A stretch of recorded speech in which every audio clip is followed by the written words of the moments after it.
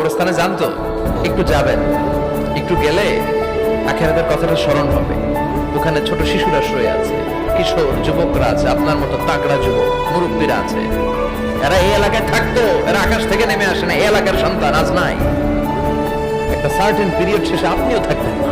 This is the nature of life, this is the circle of life. ছোট্ট শিশু হয়ে এসেছিলেন, শৈশব, কৈশোর, যৌবন, প্রৌঢ়ত্ব। আগে ছিলেন সিঙ্গেল, বিয়ে করে হয়ে গেলেন ডবল।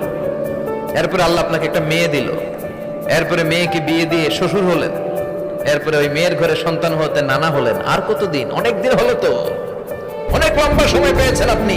Think about that. এবার যাওয়ার কথা ভাবেন, আখিরাতের সামানের কথা ভাবেন, ফিরে যেতে হবে।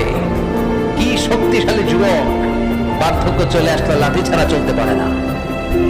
কুচকুচে কালো দাড়ি সাদা হয়ে যায়, দাড়ির শুভ্রতা, বয়সের ভার, রং ধরা যৌবন জং ধরে শেষ, ঠিক কিনা?